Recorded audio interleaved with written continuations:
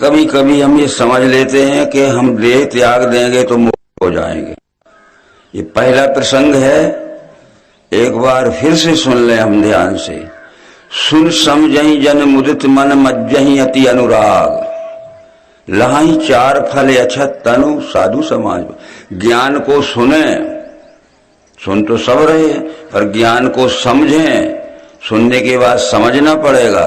और मुदित मन का अर्थ होता है निर्मल मन में धारण करें और आचरण में लावें। सुने समझें, अपनी निर्मल मन में धारण करें और आचरण में लावें, तो जीवित अवस्था में ही मोक्ष हो गए हो। अभी हमने ये समझ लिया है कि हम देह त्याग देंगे तो मोक्ष होंगे। ऐसी मुक्ति हमें नहीं चाहिए। ये तो जानवर भी देह त्याग देते हैं, कुत्ते हैं, गधे हैं और भी पशु हैं, उनने भी देह त्याग दिया, हमने भी देह त्याग दिया। तो ज्ञान को सुने समझें और अपने मन में धारण करें और फिर आचरण में लावें, व्यवहार में लावें, तो जीवित अवस्था में ही उन्हें चारों फल मिल जाते हैं, धर्म अर्थ काम मोक्ष। इस बात को छोड़ दीजिए कि हम 1000 पूजा करेंगे, हजारों पाठ करेंगे, हवन करेंगे, जाप करेंगे, व्रत करेंगे, उपवास करेंगे, उससे मोक्ष मिल जाएगा। देहस्य त्यागो न मोक्षो न दंडस्य कमंडलो, अज्ञान हृदय ग्रंथि नाशो मोक्षित विधि से। शरीर त्यागने से कोई मोक्ष नहीं होता है। घर द्वार बाल बच्चे छोड़ के जंगल में चला जाता है, कोई मोक्ष नहीं होता है। कहीं भी रहो, ये अज्ञान हृदय ग्रंथि नाशो मोक्षित विधि। हमारे अंतःकरण में जो अज्ञान का भ्रम भरा हुआ है, अज्ञान का भ्रम निकल जाना ही मोक्ष है। फिर दूसरी बात ये समझेंगे हम कि हमने पूजा की, पाठ की, हवन किया, जाप किया, सब किया और हमने देह त्याग दिया, हम मोक्ष हो गए। तो हम मोक्ष में तो पहुंच गए, पर हमारे परिवार के लोग दिन रात भूखे प्यासे सिर पटक के रो रहे हैं, तो वहां से खबर तो भेजो कि हम तो मोक्ष में बैठे, तुम क्यों सिर पटक रहे हो? कैसा मोक्ष है तुम्हारा? ये नहीं लिखा है उसमें, न रामायण में लिखा, न भागवत में लिखा, न गीता में लिखा। देहस्य त्यागो न मोक्षो, शरीर त्यागने से कोई मोक्ष नहीं हो। न दंडस्य कमंडलो, दंड कमंडल लेके सिर घुटा के जंगल में चला गया, कोई मोक्ष नहीं। अज्ञान हृदय ग्रंथि नाशो, हमारे अंतःकरण में जो जीव और ब्रह्म के प्रति अज्ञान का भ्रम भरा हुआ है, भ्रम की निवारण होना ही मोक्ष है। भगवत गीता के प्रबोधक श्री कृष्ण जी कहते हैं, जब अर्जुन ने खूब प्रश्न किए, श्री कृष्ण ने सब प्रश्नों के समाधान पूर्वक उत्तर दिए। फिर आखिर में श्री कृष्ण जी ने पूछ लिया अर्जुन से कि पार्थ तूने सुना है क्या ज्ञानी स्थिर चित्त से? समझ लेना कि मैंने घंटों से जो तुझे समझाया है, तो हे अर्जुन, पार्थ तूने सुना है क्या ज्ञानी स्थिर चित्त से? तेरा चित्त स्थिर करके मैंने सुनाया हुआ, समझाया हुआ सुना है कि नहीं? अर्जुन ने कहा कि मैंने स्थिर और एकाग्र चित्त से आपके ज्ञान को पूरा सुना है। धनंजय, मिटा तेरा मोह अज्ञान वह नहीं, तो तूने सुना है स्थिर चित्त से और समझा है, तो तेरा भ्रम और अज्ञान और मोह मिटा के नहीं। अर्जुन ने कह दिया, गया मोह मिला धर्म, कृपा से आपकी मुझे, भ्रम पूर्ण गया मेरा करूंगा आपका। वो जीते अवस्था में कह दिया, गया मोह मिला धर्म, कृपा से आपके मुझे, और भ्रम पूर्ण गया मेरा करूंगा आपका कहा। ये बात मत सोच देना कि हम मोक्ष देह त्यागने के बाद तलाशते रहेंगे कहीं, ठीक है? तो देह इस तरह से ज्ञानम संप्राप्ति समय सर्वदा मोक्षेवसा, जिसको ज्ञान की पूरी प्राप्त हो गई, वो जहां बैठा है, चाहे साइकिल का रिक्शा चलाता हो और चाहे राजगद्दी पे बैठा हो और जो बड़ा महात्मा बन गया हो, जिसको ज्ञान की पूरी प्राप्त हो गई, वो जहां भी बैठा है मुक्त हो गया, संशय भ्रम से चला गया। तो इस तरह से सुनो, समझो और अपने मन में धारण करो और व्यवहार में लाना पड़ेगा। व्यवहार में पर उपदेश कुशल बहु तेरे, जे आचरण थे नर न घमेरे। दूसरे को उपदेश देने के लिए तो हजारों लोग मिलेंगे कुशल, पर आचरण करने वाला एक आध मिलेगा। इस तरह से आज के प्रसंग में श्रीमद् भागवत महापुराण के हम चौथे स्कंद के एक प्रसंग है जिसमें 13वां अध्याय है। उसमें लिखा है कि ऋषभदेव नाम के एक बहुत बड़े महात्मा हो गए थे। ऋषभदेव, ठीक है, वो ऋषभदेव को मानते हैं बहुत से लोग। तो उनके शरीर से सुगंध निकलती थी तो 10 योजन तक फैलती थी चारों तरफ इस शरीर से। ऐसा तप हो गया था उनका कि दुर्गंध में रहा ही नहीं शरीर। ऋषभदेव बहुत बड़े महात्मा हो गए। उनके शरीर से जो सुगंध निकलती थी 10 योजन दूर तक फैलती थी। अब 10 योजन को अगर हम कोष बनाएंगे तो 1 योजन का 4 कोष होता है। और 1 योजन के 4 कोष होते, 10 योजन के कितने कोष हुए? और मील कितने हुए? 80 मील तक चारों तरफ फैलती थी। ठीक है, अरे ऐसा कैसा शरीर होगा कि उनके शरीर से सुगंध निकलती थी तो 80 मील तक जाती थी। तो इसका एक सूत्र होता है। किसी बात को समझने के लिए ज्ञान से समझना पड़ता है। पुण्यात कर्मणो दूरात गंधो वाति। बस लिख लीजिए आप, पुण्य कर्म की कीर्ति रूपी सुगंध दूर तक फैलती है। पुण्यात कर्मणो दूरात गंधो वाति। जो बड़े पुण्यवान महात्मा रहते हैं तो उनके पुण्य कर्म की कीर्ति रूपी सुगंध फैलती है। इस शरीर तो पुण्य कर्म तो शरीर से होगा कि बिना शरीर के होगा? तो शरीर से होने वाले पुण्य कर्म की कीर्ति ये तो 80 मील है, सैकड़ों कोस तक जा सकती है। जैसे महात्मा गांधी आदि जी थे अपने समय में, देखो पूरा भारत के सिवाय और दूसरे विदेशों में भी उनकी कीर्ति फैली थी। भगवान रामचंद्र जी हो गए तो आज तक उनकी कीर्ति रूपी सुगंध महक रही है, यानी हमें खुशी हो रही है उनके कर्म की आचरण की। श्री कृष्ण जी हो गए, वो अब है नहीं है, पर आज भी उनके अच्छे कर्मों की कैसी सुगंध फैल रही है। और जिनके शरीर से पुण्य कर्म नहीं होते हैं उनकी दुर्गंध फैलती है। उसी समय रावण हो गया तो बुरे कर्म करता था तो उसके शरीर की दुर्गंध आज भी जलाया जा रहा है। ये ज्ञान होता है देवियों। इसलिए पुण्य कर्म करो तो तुम्हारी कीर्ति दूर तक फैलेगी। पुण्यात कर्मणो दूरात गंधो वाति। पुण्य कर्म की कीर्ति रूपी सुगंध दूर तक फैली। तो पुण्य कर्म तो शरीर से होगा कि बिना शरीर के? तो शरीर से होने वाले पुण्य कर्म की कीर्ति रूपी सुगंध फैलती है, आज भी फैल सकती है। हम लोग अगर थोड़ा पुण्य करेंगे तो 2-4 गांव में हमारी बड़ी तारीफ होगी, और ज्यादा करेंगे तो जिले भर में हो जाएगी, और करेंगे तो भारत देश में हो जाएगी। तो इस तरह पुण्य कर्म के क्या कहते हैं? परोपकार पुण्याय पापाय परपीड़नम। जो हम लोकहित के काम करते हैं, छोटे से छोटे तबके के आदमी को बड़े से बड़े लोगों तक, हम सबको अपने सहयोग से सुखी रखते हैं तो हमारी तारीफ होती है। और हम सबकी लूट खसोट करते हैं तो हमारी क्या होती है? दुर्गंध यानी अपकीर्ति होती है, बुराई होती है। देखो इस बात का ध्यान रखना। कथाएं तो बहुत लंबी चौड़ी होगी। एक ही समय में रावण भी था और श्री रामचंद्र जी भी थे। उसी समय रावण था। रावण भी उत्तम कुल का ब्राह्मण था। उत्तम कुल पुलस्त कर नाती, शिव विरंच पूजे बहुभांति। ब्राह्मण था और उत्तम कुल का था। और रावण शंकर जी की एक दिन में 3 बार पूजा करता था, सवेरे, दोपहर को, शाम को। और ओम नमो शिवाय, ओम नमो शिवाय, ओम नमो शिवाय 1100 बार इस मंत्र का जाप करता था। और कर्म क्या थे उसके? कर्म क्या थे? देव यक्ष गंधर्व नर किन्नर नाग कुमारी, जीत बनी निज बाहुबल बहु सुंदर बर नारी। शंकर जी की पूजा प्रतिदिन एक दिन में 3 बार करता है। और पूजा करके निकल गया तो जिसकी सुंदर बहन बेटी देखी, छुड़ा लाया। देखते रहे लोग चुप, और बोले तो मार दिया, काट दिया, पकड़ के कैद खाने में डाल दिया। रोजाना यही काम करता है।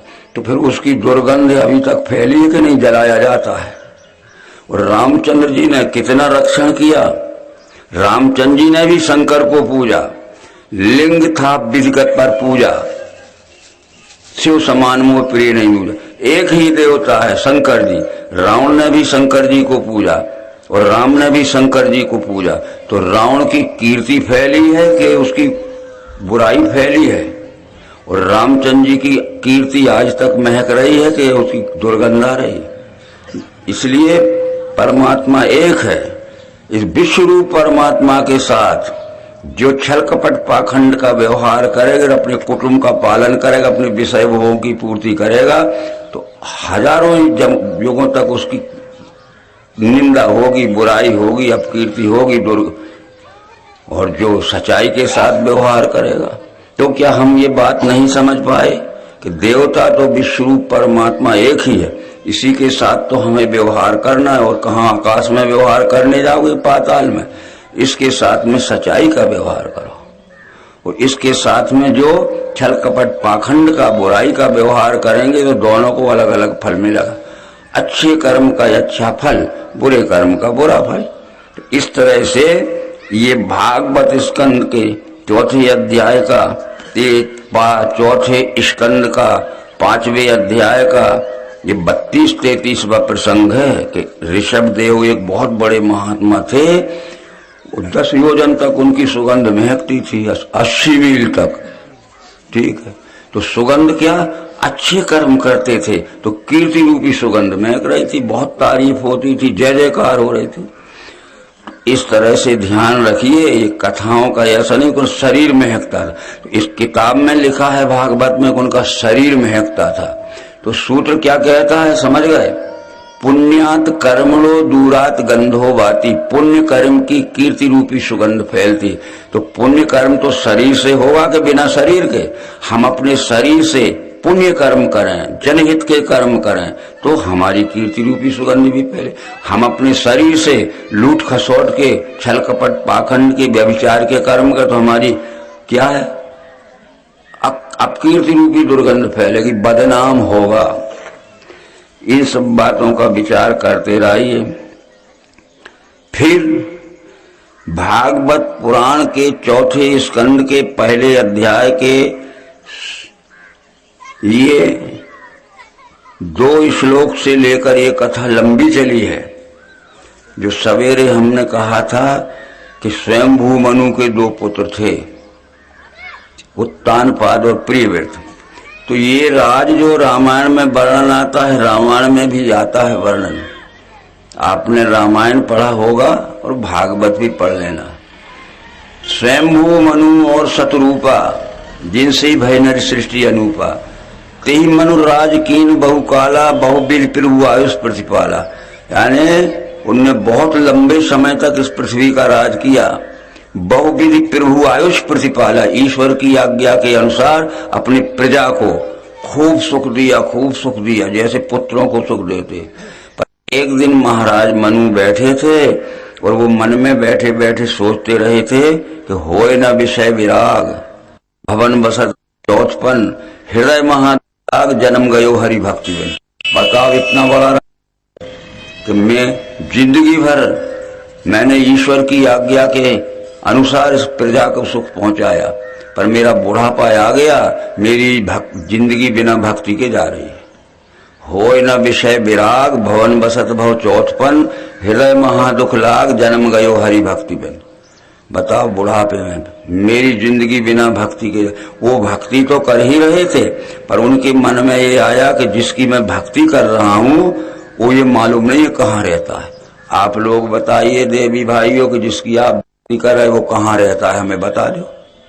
तो ये मनु का होय न विषय विराग, भवन बसत भव चौथपन, बुढ़ापा आ गया मेरा, हृदय महादुख लाग, उनके हृदय में बड़ा दुख हुआ कि जन्म गयो हरि भक्ति, मेरी जिंदगी बिना भक्ति के चली गई। लो, वरवश राज सुतहि नृप दीना, नारी समेत गवन बन कीना।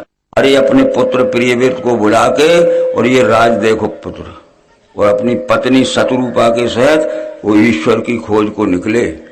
ये रामायण में वर्णन है, तो इस भागवत में भी वर्णन। अभी ये रामचरित और सप्तचरित परीक्षित को सुखदेव सुना रहे, वो कहते मुझे पहले के लोगों के सुनाओ क्या क्या किया है उन्होंने।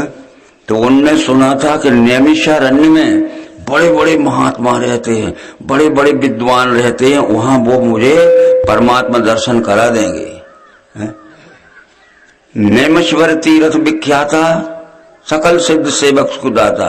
और नैमिषारण्य तीर्थ आज भी है अपने देश में। तो वो नैमिषारण्य में गए और वहां जाके एक छोटा सा आश्रम बना लिया और कह दिया कि मैं भक्ति तो कर रहा हूं, पर मुझे ये पता नहीं है कि जिसकी भक्ति कर रहा हूं वो कहाँ है, कैसा है। कृपा करके कोई बड़े बड़े महात्मा मुझे उसकी पहचान करा दे तो आज मेरी जिंदगी धन्य हो जाएगी। आए मिलन सिद्ध मुनि ज्ञानी, धर्म धुरंधर नृप जानी। बड़े बड़े सिद्ध, बड़े बड़े मुनि, बड़े बड़े ज्ञानी मिलने आए। वो उनका प्रश्न यही था कि मैं भक्ति तो कर रहा हूं, पर मुझे ये पता नहीं है कि वो परमात्मा कहाँ, जिसकी भक्ति। किसी ने कहा एकादशी व्रत करो, किसी ने कहा सोमवती अमावस नहाओ, किसी ने कहा मकर संक्रांत करो, किसी ने कहा तीर्थ में जाओ। सुनते जाना। ये बात तो कृष्ण जी ने भी समझाई थी अर्जुन को। क्या समझाई थी? जब अर्जुन ने कृष्ण जी से पूछा तो लोग कहते हैं कि पवित्र नदियों में स्नान करने से पाप मुक्त हो जाते हैं, इसलिए कोई गंगा को दौड़ते हैं, कोई यमुना को दौड़ते हैं, कोई सरयू में दौड़ते हैं और कोई नर्मदा में दौड़ते हैं। डुबकी लगाने के साल भर में जो कछु भला बुरा किया होगा सब धुल जाएगा पाप। तो पवित्र नदियों में स्नान करने से पाप मुक्त हो जाते हैं और तीर्थों में भी भ्रमण करने से, तीर्थों में निवास करने से, तीर्थों में जाके दर्शन करने से भी पाप मुक्त हो जाते हैं। तो श्री कृष्ण जी ने क्या कहा कि अज्ञानी लोग समझते हैं, अज्ञानी लोग ऐसा विचार करते हैं। तो अर्जुन कहता है आप तो चाहे जैसा कह देते हो, हमें इसको समझाओ। बोले ये हसनापुर गंगा किनारे है। हसनापुर जो है आज वो भी गंगा किनारे है और दुर्योधन दुशासन का और कर्ण का जन्म हसनापुर में हुआ था। ये दुर्योधन दुशासन दोनों भाई प्रतिदिन सवेरे शाम गंगा नहाते थे। राक्षस काय को हो गए, पराई बहन बेटी को द्रौपदी को छुड़ा रहे हैं, उनको जला रहे हैं, उन्हें जहर दे रहे हैं और लाख के घर में जबरदस्ती। ये तो दोनों टाइम स्नान करते थे गंगा का। और ये क्या पाप करते थे देखो ना, दुर्योधन दुशासन। तो क्या पवित्र नदियों का स्नान न करें अर्जुन कहता है? तो बोले इसका ज्ञानमय अर्थ दूसरा है। ज्ञानमय अर्थ दूसरा है कि ज्ञान के प्रचार केंद्र बड़े बड़े जलाशयों के किनारे बनाए गए थे। ज्ञान के प्रचार केंद्र बड़े बड़े जलाशयों के किनारे बनाए गए थे कि अनेक वर्षों तक पानी नहीं गिरा तो पानी का अभाव न होगा, खाद्य सामग्री तो कहीं से बुला लेंगे। अब तुम पानी को ही तीर्थ समझने लगे तो मैं क्या करूं? आत्मा नदी संयम पुण्य तीर्था, सत्योद का शील तटादयो भी, तत्राभिषेकम कुरु पांडु पुत्र न वारणाति शुद्धियंती चाहता। आत्मज्ञान रूपी नदी में तत्वदर्शियों का सत्संग रूपी स्नान कर अर्जुन। कृष्ण कहते हैं अर्जुन से आत्मा नदी संयम पुण्य तीर्थ सत्योल का शील तटादरो भी, तत्राभिषेकम कुरु पांडु पुत्र। हे पांडुपुत्र आत्मज्ञान रूपी नदी में तत्वदर्शियों का सत्संग रूपी स्नान कर। न वारणाति शुद्धियंती चांतरात्मा। पानी में डुबकी लगा लेने से आज तक कोई मुक्त नहीं हो सकता। कितने जानवर पानी में डुबकी लगा रहे। तो इस तरह से तन की शुद्धि के लिए है जैसे स्नान और मन की शुद्धि के लिए है वैसे ही ज्ञान और बुद्धि शुद्धि के लिए है वैसे विज्ञान।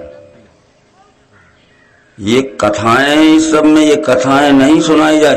अरे तन शुद्ध करना है तो इस नल के पानी में कर लो, जैसा शुद्ध इस नल के पानी में और गंगा में भी हो। और मन शुद्ध करना है तो ज्ञान से शुद्ध करो, बुद्धि को शुद्ध करना है तो विज्ञान से शुद्ध करो। हनुमान ने अपनी बुद्धि को विज्ञान से शुद्ध किया। रामचंद्र जी ने जो कृपा की थी, विज्ञान दिया था, तब तुलसीदास को लिखना पड़ा कि पवन तनय बल पवन समाना, बुद्धि विवेक विज्ञान निधाना। ले बुद्धि में विज्ञान का विवेक, पवन तनय बल पवन समाना, बुद्धि विवेक विज्ञान। उसकी बुद्धि में विवेक का विज्ञान रामचंद्र जी ने दे दिया।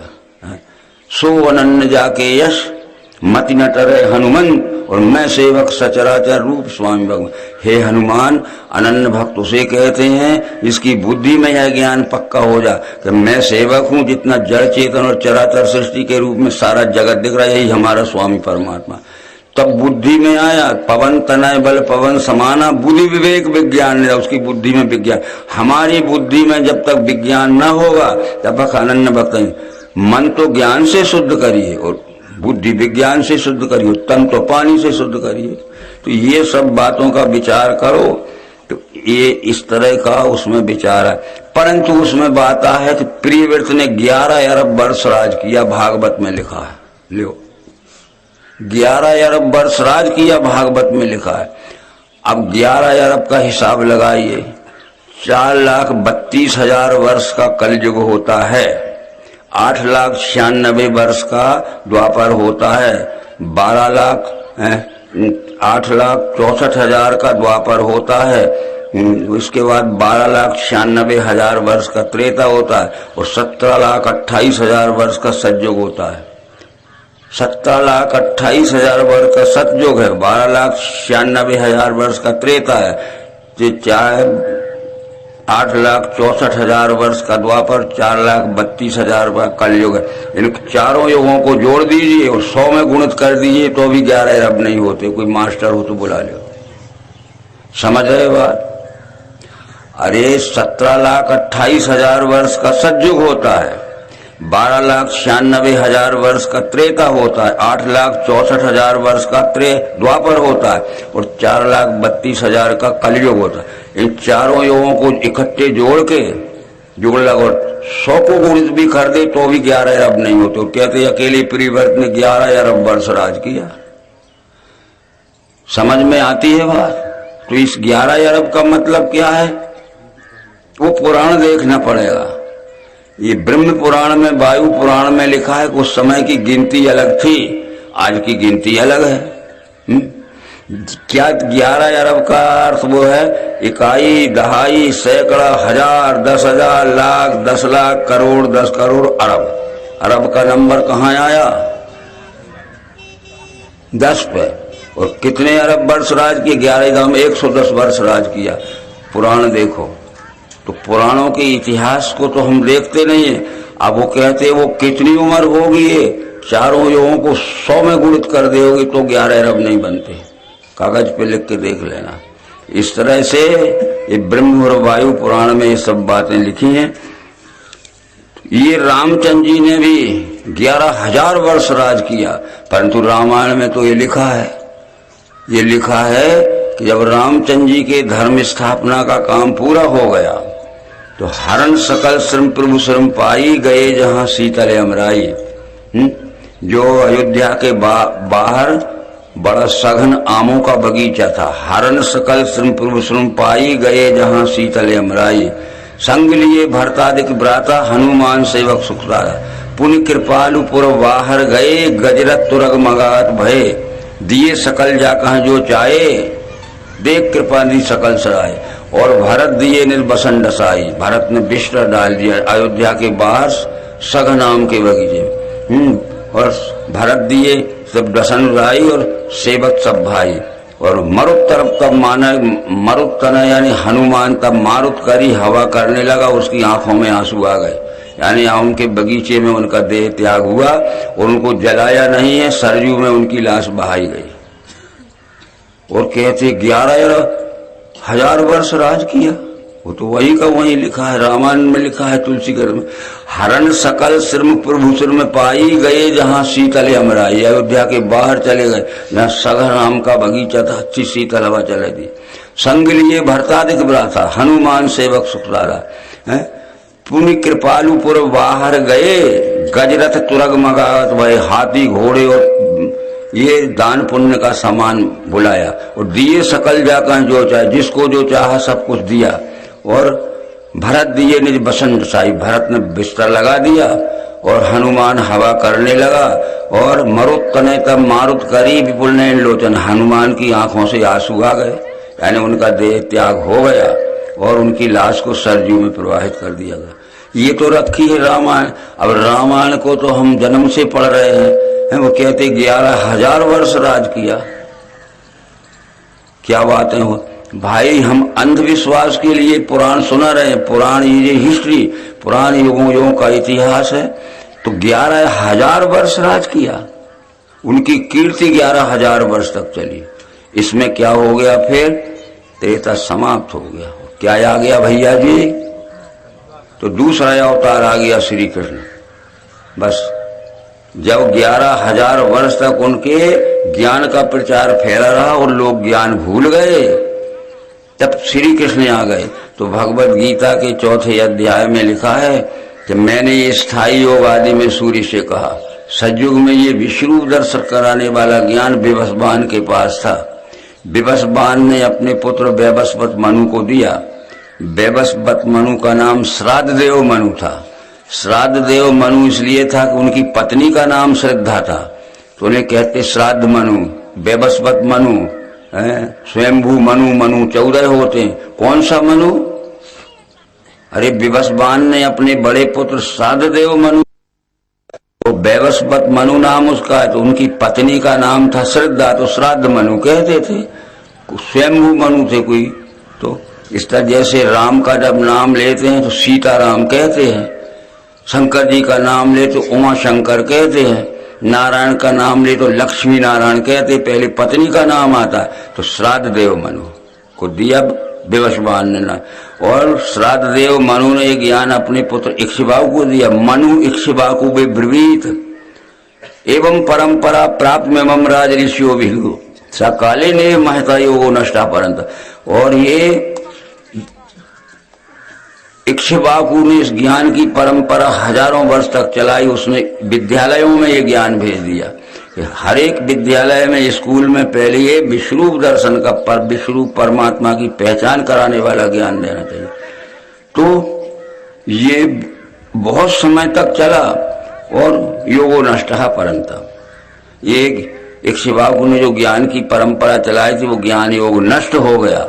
इसी ज्ञान को देने के लिए फिर त्रेता में रामचंद्र आ गए। रामचंद्र का ज्ञान ये रामचंद्र जी के जाने के बाद 11,000 वर्ष तक जब भूल गए, तो कृष्ण कहते हैं कि वही ये पुराना ज्ञान मैंने आज तुझे कहा, जो सतयुग में विवस्वान के पास था और त्रेता में राम के पास था।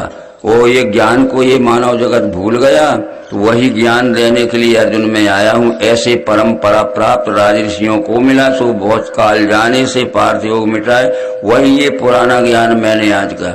और जब कृष्ण जी के चले जाने के बाद 5,000 वर्ष चले गए, ये ज्ञान फिर भूल गए। तो मायानंद जी चेतन कहते हैं कि उसी ज्ञान को देने के लिए मैं आया हूँ। ये अवतारों की परंपरा है, ऐसे परंपरा प्राप्त राजऋषियों को मिला।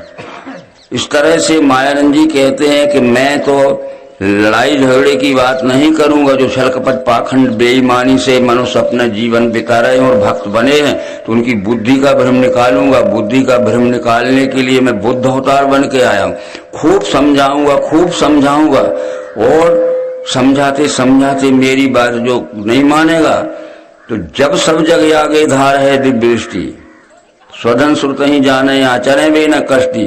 और नरमद्धर फांस है पंथ में जो किसी को, तो ध्वज तन कली द्वारा दंड दूंगा। उसमें 10 बार अवतार कल की बन के आऊंगा और घोड़े पे बैठा रहूंगा और बिना म्यान के तलवार।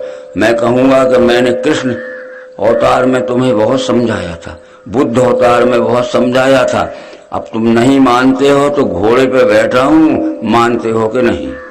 तुम कहोगे सुन तो लीजिए, नहीं हाँ और ना में उत्तर दीजिए। मानते हो तो आ जाओ, नहीं मानते हो चले जाओ। सामधाम सामधाम, बस हो गया। मैंने कृष्ण अवतार में खूब संहार किया, समझ गए। दूसरी बात इसमें आई थी कि तीर्थों में दर्शन करने से, तीर्थों में निवास करने से या भ्रमण करने से पाप धुल जाते हैं।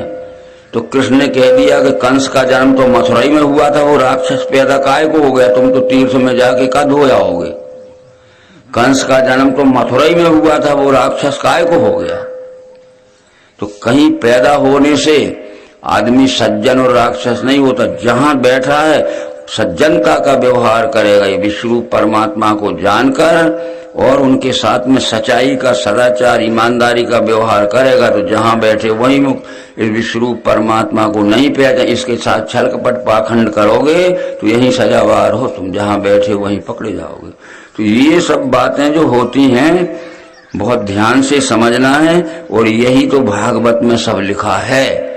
और जो हम अध्याय स्वर्ण बतलाते हैं उनके नोट हम आपको देंगे, आप घर में भी पढ़ लेना। और जब पढ़े लिखे हैं हमारी बहन बेटियां खूब BA MA हैं, पोस्ट ग्रेजुएट हैं, तो घर में क्यों नहीं पढ़ाते हो? दूसरे से सुन के गप सप काय को मानते जा रहे हैं? ये तो रखा है इतिहास। तो धर्म के इतिहास से जो बेखबर हो जाएगा तो धीरे धीरे आदमियत को खो के खर हो जाएगा। धर्म ईश्वर नाम पर मत पंथ भ्रम फैला रहे, और कहने वाले स्वप्न में है, सुनने वाले सो रहे। स्वप्न कहते हैं भ्रम को, आज समझाने वाले खुद ही भ्रम में पड़े हैं।